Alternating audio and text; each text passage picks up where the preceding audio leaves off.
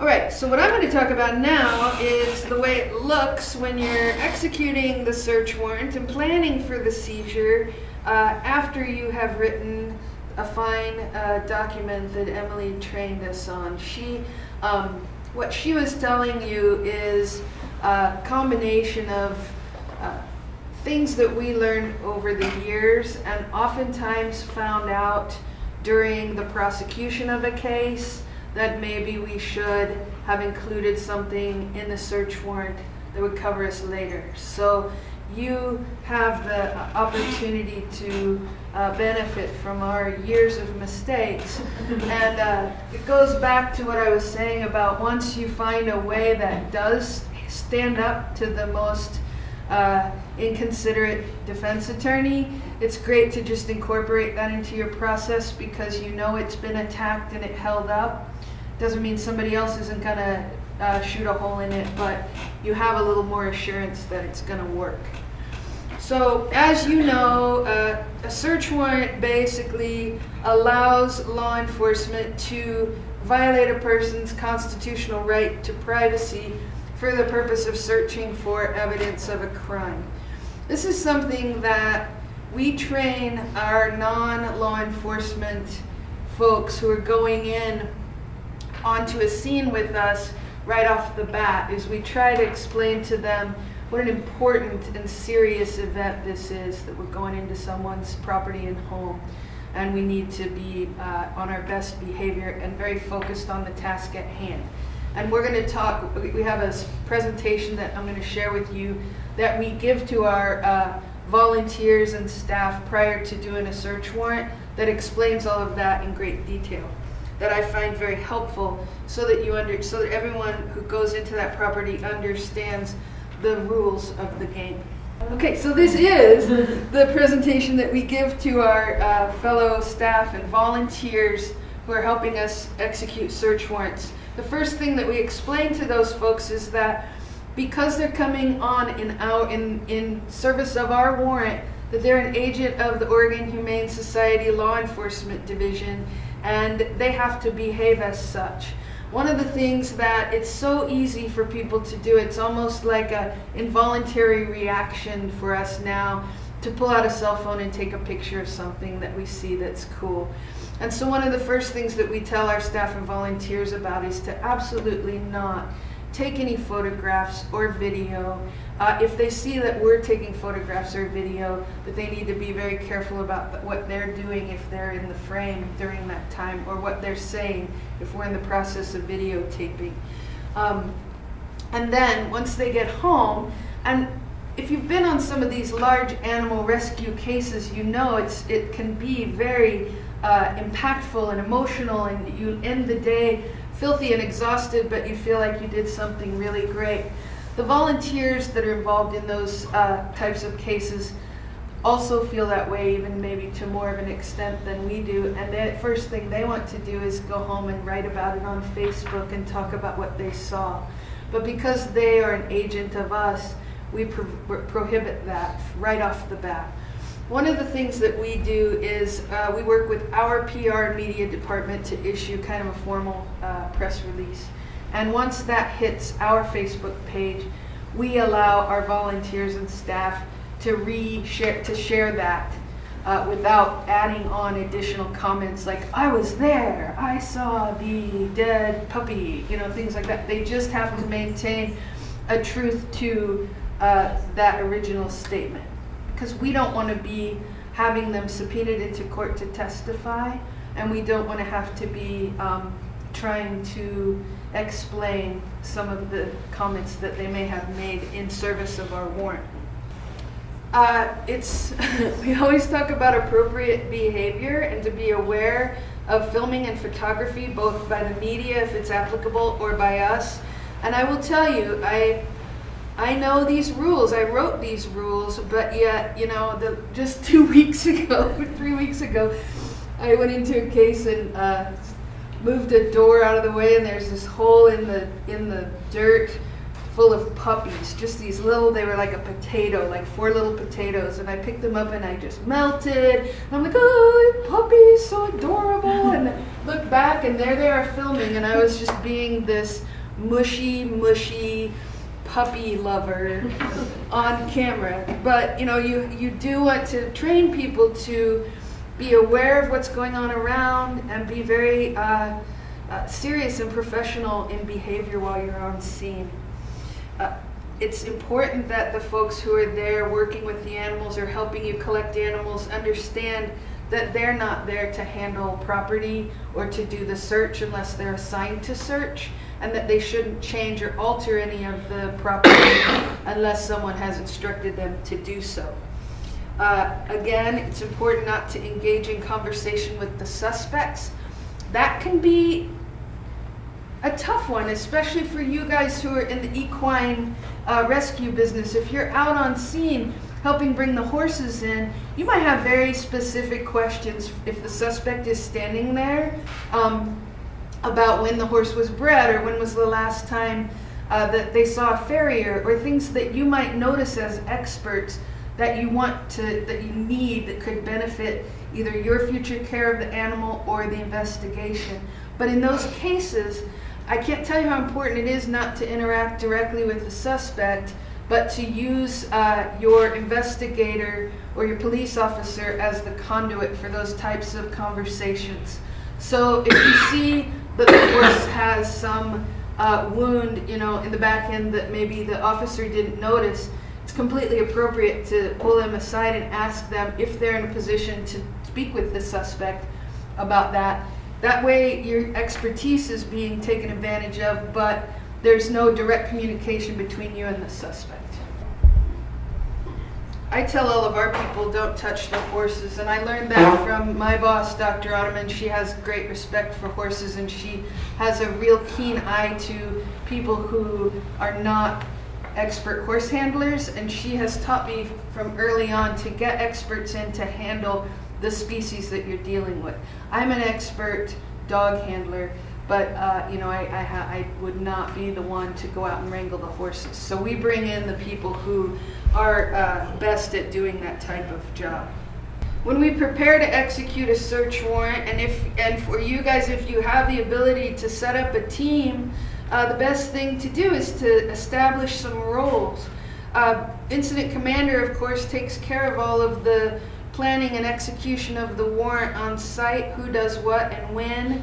The order in which things are done is very important in animal cases because you have so many multiple areas that you're searching. And if you have, let's say, a horse barn with 25 stalls and 3 different pasture areas, each one of those enclosures, if it has an animal in it, is a crime scene that has a different environment that you're going to have to record and then apply the animal's condition back to the environment that it was in. So this horse in stall number 1 may have a completely different environment than the one on the other side of the barn in number 12. So when we're setting up our team, we put together a medical chief who ideally is a veterinarian who's going to walk around the scene and look for evidence of neglect that relates to medical care or lack of medical care. They're going to have an eye out for any emergency or animals that are nearly dying or already deceased, and instruct the team if any of them need to be removed right away and taken in for emergency care. We have an evidence chief who will work with the veterinarian to collect evidence that the veterinarian points out as being important, and also help collect the other types of samples related to husbandry or environment. If it's a horse case, we have an equine liaison, and we like to work with the same person all the time so that they can get to know our processes. So we have a group in Portland or near Portland called Sound Equine Options that we work with exclusively, and then their director knows what we need in terms of capture and trailering and containment, and then helps with that initial evacuation and evaluation by a veterinarian. We keep an intake, an inventory, either team or individual, whose primary responsibility is getting every animal identified specifically. And this is so important when it comes to your charging and your reports. They're identifying and assigning a letter or a number to those animals, getting them on the property and custody sheet, and then getting a vehicle inventory. There are some cases where we end up loading 4 or 5 different vehicles with animals and showing which animal was on which vehicle when. And believe me, that has all come into question in court. So the more that we can keep a perfect inventory of those animals from the minute we remove them from their enclosure on scene to the minute we put them in a container or enclosure in our custody, keeping all of that really well documented, and having one person whose sole duty is really important. If you're the incident commander and you're also in charge of numbering 100 rabbits, you're going to be stepping away from your table, and before you know it, you're not going to know if you just saw rabbit number 38 or rabbit number 43. So you can imagine how that might be an issue. We have what I call EAS intake and admission, and what that is, we call the Emergency Animal Shelter EAS. But that's the person back home, back at the shelter, back at the barn, back at the vet clinic, who's going to take that evidence and do the next step, the examination, the vaccinations, the intake, and those records coming off the truck have to match the records going onto the truck. So that's why we make that a specific role again. Medical exams, we try to make those happen in the first 24 hours after seizure, and we'll talk about why that's so important a little bit. Our special agents and our law enforcement officers, their main role, they've typically been the ones to do the initial investigation. They've provided the PC that may have authored the search warrant, gotten it signed, and they're the first ones on the premises. So they serve the warrant, they secure and detain the suspects, and in the meantime, all of us puppy handlers and all of the roles that you saw on the previous page, we're all sitting down the road having our coffee and wondering how it's going. We're not standing behind them and tapping on their shoulder and saying, hurry up, what about this, look at this. We're letting them do their job of making the place safe, interviewing the suspect if that's an option, if they will talk, and then letting us know that it's time to come on. So they're the first ones who see the environment and do the initial walkthrough in most cases. The incident commander is the one who puts all the moving pieces together and assigns the roles and makes sure that what's happening on scene is coordinated with where the animals are going to end up, whether it's back at the vet clinic or back at the shelter, or back at the shelter with a stop at the vet clinic. Do we have the food? What is a kinkajou? We better go get something to feed it because there's one here in this cage that we're going to have to bring in. Incident commander also typically works with PR and might want to consider assigning a PIO if you think that media is going to roll up and want to talk while you're on the scene of doing the warrant. And then again, trying to triage those unexpected issues and coordinating the follow-up. So for example, if our horse rescue partner comes and serves a warrant with us and drives off with 13 horses, it's the incident commander's job the next day to call and see how did the initial night go, what are you finding, what do you think, what are you seeing, and then get the appropriate services lined up for those animals. There's our medical chief, Dr. Ottoman, and you can see the law enforcement folks behind her. This is a warehouse in Marion County that was functioning as an animal rescue operation, but had really kind of turned into just a warehouse full of starving animals. The folks who were running the show also, I think, had kind of hoarding tendencies, and so by the time we were able to go in on a Marion County search warrant, we found 100 and some dogs that were near death from starvation. In this case, even though it was 2 o'clock in the morning on a Sunday, it was really valuable to have a veterinarian on scene who could do initial triage of those animals. I don't know if you can see, but they were just skin and bones. And then also to take a look at what environment they had come out of. And that was, to see subtle things like this dog was eating, we can visualize this dog eating wood chips because there is no food. So this dog has a giant belly, and we have a video of that dog eating wood chips, and we have a veterinarian saying that is because the dog was starving. So it's really important. The evidence chief, I'll talk for just a second about this first point, which is drawing a map of the property. When you go onto a scene, it doesn't matter if it's horses or a cat hoarding house. Like I said earlier, every room or every cage or every aquarium is a distinct crime scene, basically. So for the purpose of discussion, we had a case several years ago that was a retail pet shop with the toilet fish that Emily showed you.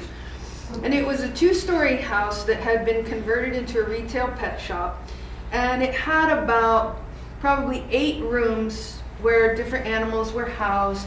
We had 700 fish, about 30 birds, about 20 puppies, probably 30 or 40 reptiles, spread out over these 6 rooms. So once we get our clearance from our investigators or our law enforcement, one of the first things that we do is draw a map of the property, and we assign an identifying number to each room or each pasture or each outbuilding, and then we assign a letter or a number, Roman numeral or a number, to each enclosure inside each room. And that's important because the conditions in the pet shop, the conditions in the puppy room, wet floors, dirty newspapers, soaking wet towels, no food, no water, have no bearing on the conditions that we found in the reptile room. No heat lamps, no fresh vegetables, deceased animals in the aquariums, improper temperature, ambient temperatures for reptiles.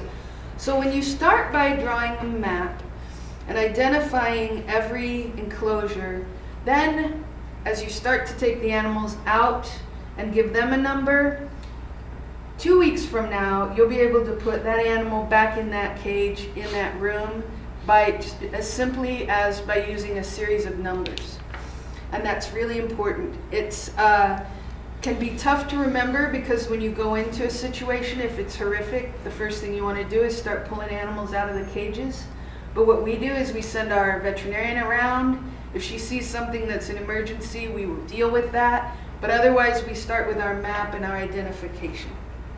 Once that's done, then we try to do a placard, what we call placard photo of each animal.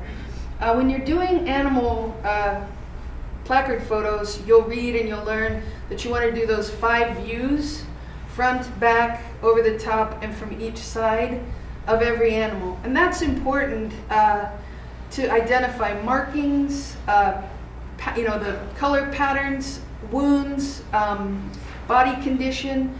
But on site, a lot of times what our team does is just get that one from the side placard photo of each animal, clearly identifying it, and then we do those 5 views back at the vet office or at the shelter.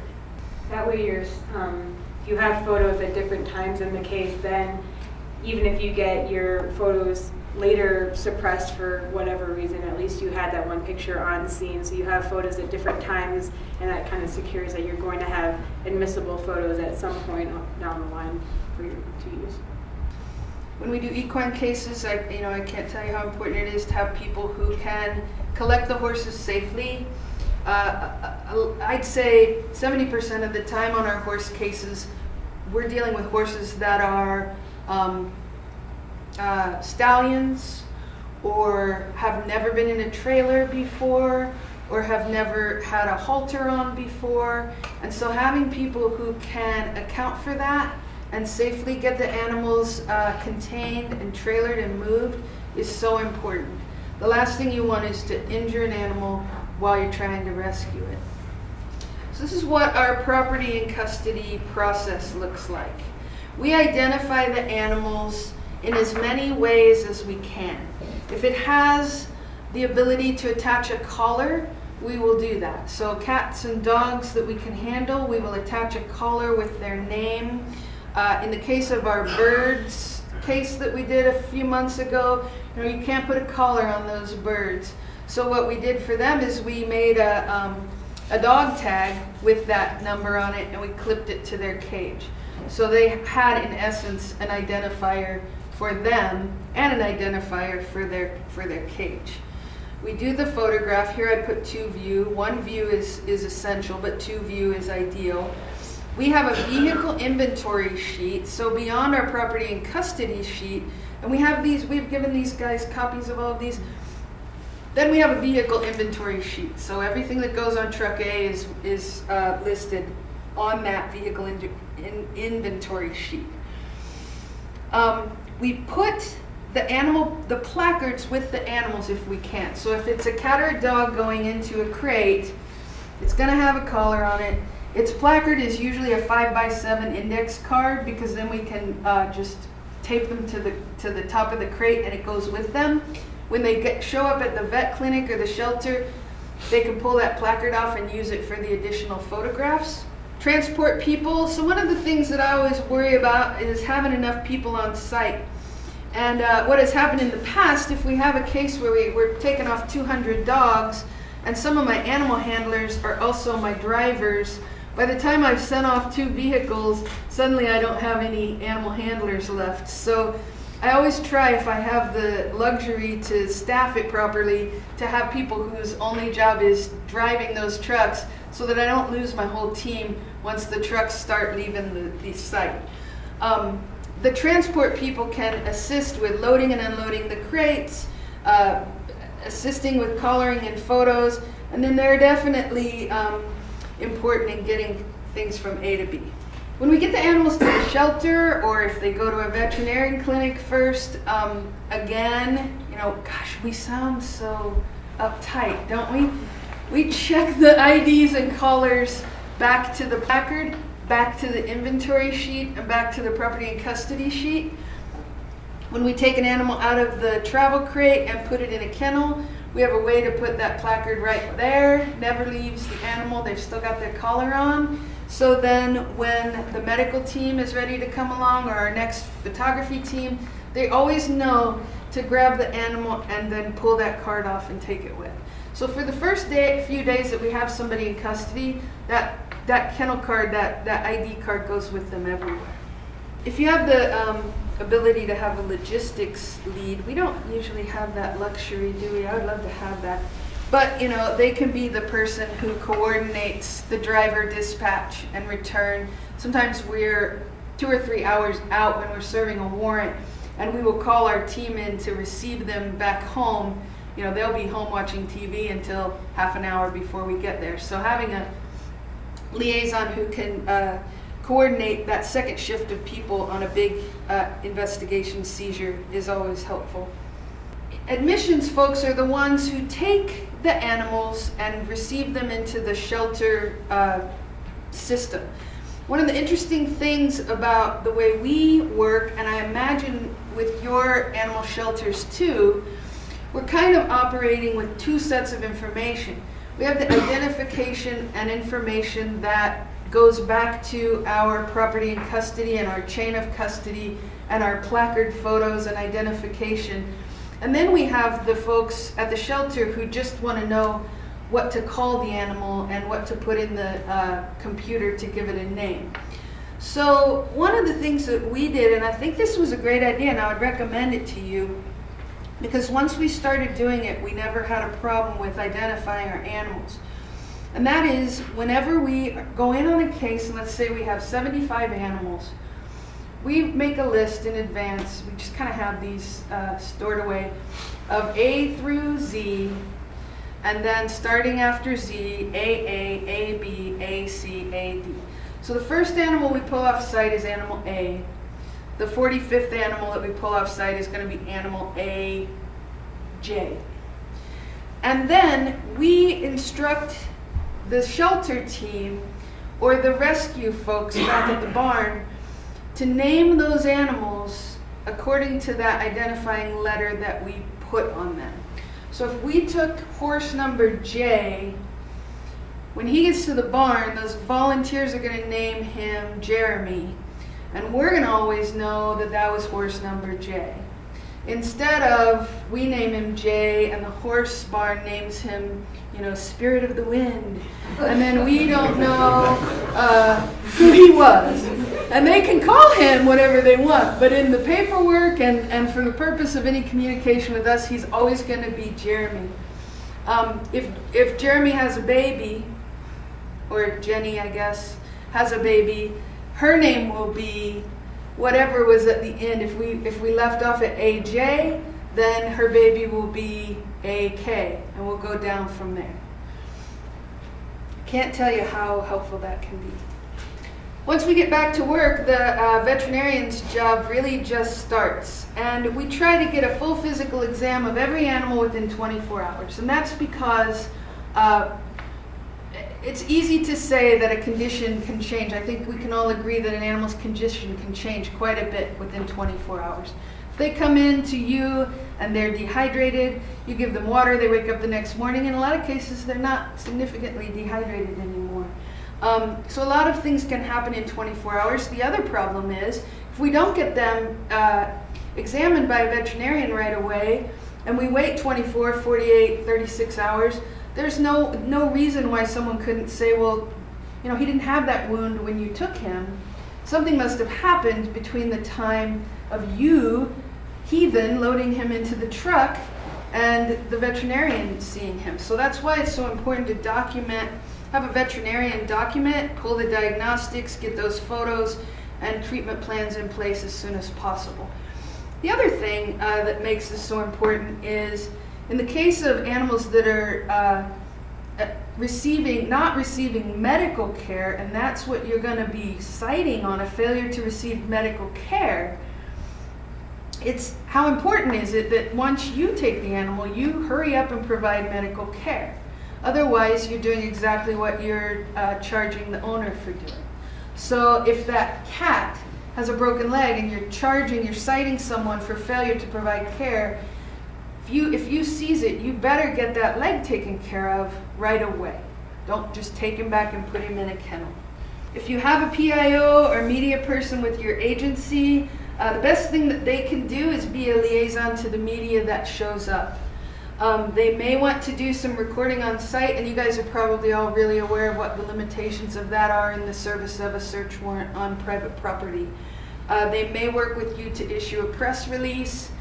In our policy, we state that our veterinarians do not, the veterinarian who is assigned to the case does not become an interviewee for the media. Now we're going to be on scene. Like I said, we send law enforcement in first, but one of the things that we do is meet off site for a team briefing. And that's just what you do in law enforcement before you serve a search warrant, right? You get together and talk about the roles and the plan for when you get there.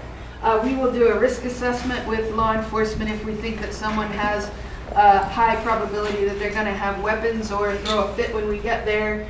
And then we enter the property once everything has been cleared. We talked about the mapping. Once we get everything mapped, then we develop a plan for how we're going to remove the animals. And that can vary wildly depending on what you're dealing with.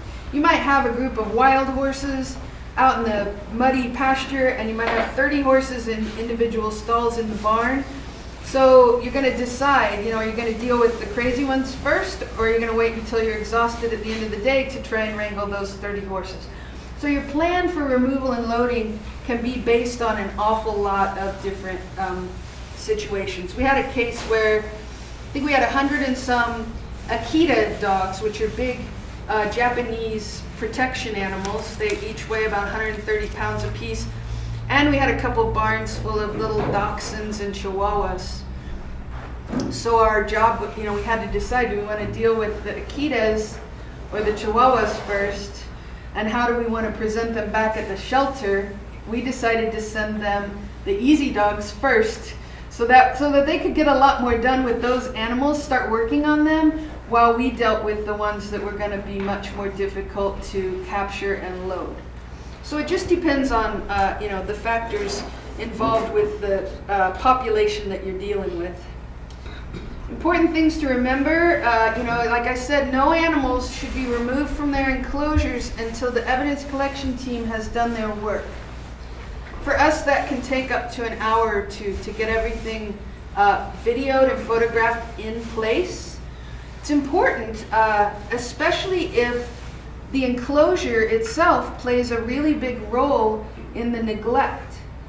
So, for instance, with a puppy mill case, if you're charging that these animals are injured or wounded because they were on, metal grating and their feet are injured, and there's feces everywhere, how important is it to get a video and photographs of that animal in that cage, shifting its weight so that because its feet hurt, or having behavioral circling because it's been in a cage that it couldn't, have adequate exercise in for 2 or 3 years.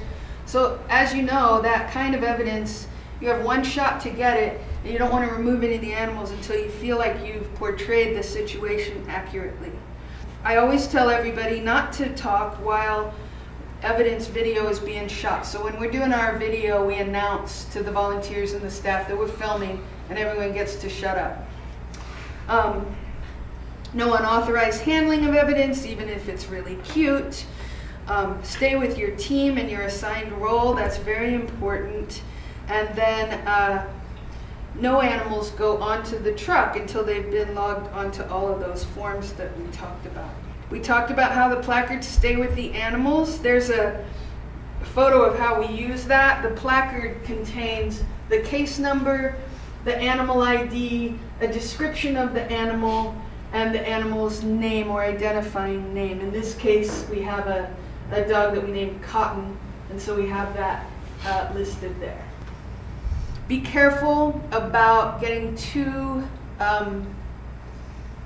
detailed in your placard photos. So for example, if you have if you want to say something is a Manx cat. A Manx cat is a breed of cat that has no tail. So if you identify on your placard, this is Bob, the Manx cat, there's a chance that could go to court, and someone could say that Bob's not a Manx cat, he got caught in the fan belt 3 years ago and lost his tail. So you have identified him improperly, and that can be a point of argument for your defense. Better to say cat. One thing that we do with our animals too is, like I said, we're loading them up and sending them off to our team waiting back at the ranch. We have a way of non-verbally and very clearly marking animals that we are concerned about or that we feel would could pose a bite risk. So if we handle a dog and we had to put it on a catch pole to get it in and it's attempting to bite us or bit one of us, we just pull off a section of red duct tape and slap it right on the top of that kennel. And then the minute that dog comes off the truck, we don't have to worry about running around and saying, watch out for that one right there. We just have a piece of red duct tape and everyone knows that means that dog has potential to do damage. Same for anything that we're really concerned about medically. If we're taking 100 animals and 20 of them we feel like need immediate hospitalization or they need to bypass our typical intake and go straight to the hospital, we put a colored piece of duct tape on their kennel so that they can get that help right away. There it is again, the placard. There's the boss doing the medical exams. We shuttle our veterinarian to and from the site back and forth to OHS. So what we usually do, if we can get a veterinarian to attend a search warrant with us, like I said, we put them on that first walkthrough so that they can see everything for the purpose of their report and their diagnostics and their forensic workup. And they can also have an eye out for any emergency situations that need to be triaged. And then we'll usually put the veterinarian on that first truck back and let them get started on the intake medical exams. And that way, the period of time, the veterinarian has seen the environment, and then the veterinarian can start doing those exams. We have a group of volunteers who have been through the incident command training that's put on by FEMA online, and they've participated in a couple of days of training with our team, and they become our emergency animal shelter team. And that way we have folks who we have already trained in confidentiality, in incident command, and in certain other issues that are particular to our seized animals that are not particular to the shelter population, and we can call on them for these types of cases. We groom animals, we groom dogs or other animals as soon as they've been properly documented, and I think we'll talk more about how to document grooming issues, because that can be a real big key indicator of animal neglect. And then foster care we're going to talk about separately. When we have animals in protective custody, we have every human who interacts with them sign in and out of their kennel, just like you would have someone sign in and out of your property room. So every kennel has a sign in and out sheet, and if Bob comes in to walk the dog, he writes in the time that he unlocks the kennel, and then he writes in the time that he leaves. And then we make an agreement among our team that we're going to be really thankful and appreciative of the people who take time out to help us with these cases.